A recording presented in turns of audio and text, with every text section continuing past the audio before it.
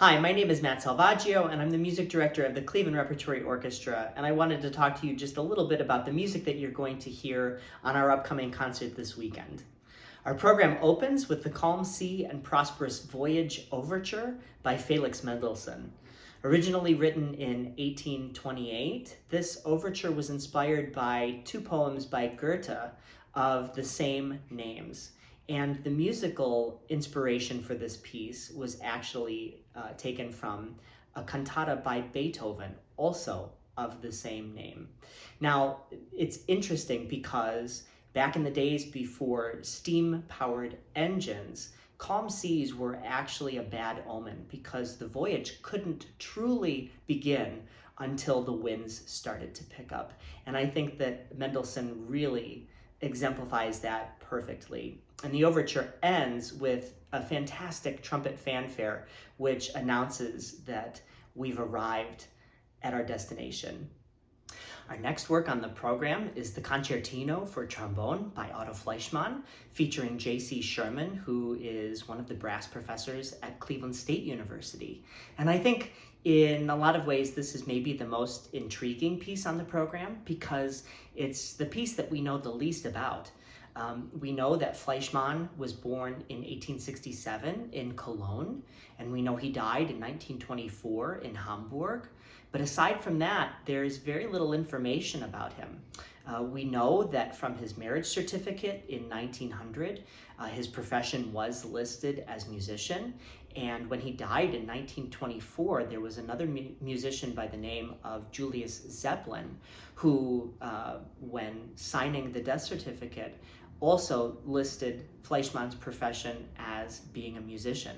So aside from those, we really don't know much about him. He didn't come to any great recognition as a composer in his lifetime or beyond, and very few of his works remain. This particular work is in the trombone repertoire in a version for trombone and piano, but until now there's no record of there having been a performance of the fully orchestrated work. So we are so pleased to be able to offer that for you in its full version this afternoon. The second half of our program celebrates the 100th anniversary of the birth of American composer Lukas Foss.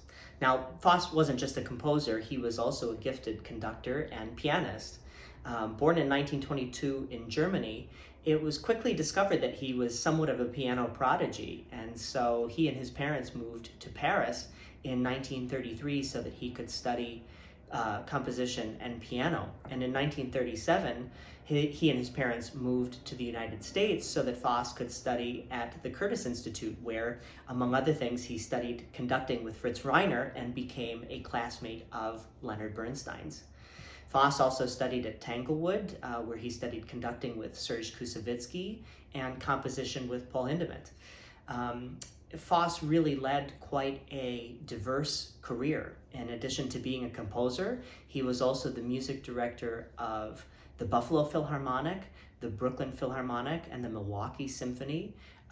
He was also on the faculties at UCLA and Boston University. So he really had quite a diverse career. I love the First Symphony. I think that there are quite a few prolific 20th century American composers that kind of get overshadowed by figures like Copland and Bernstein, and I certainly consider Lukas Foss among them. The First Symphony takes you through an entire range of emotions. There are times when you feel joy, there are times when you feel warmth, there are times when the music is really aggressive.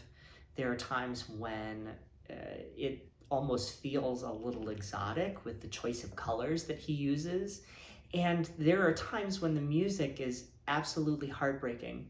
And I think, the music does a really good job of representing the state of America in 1944.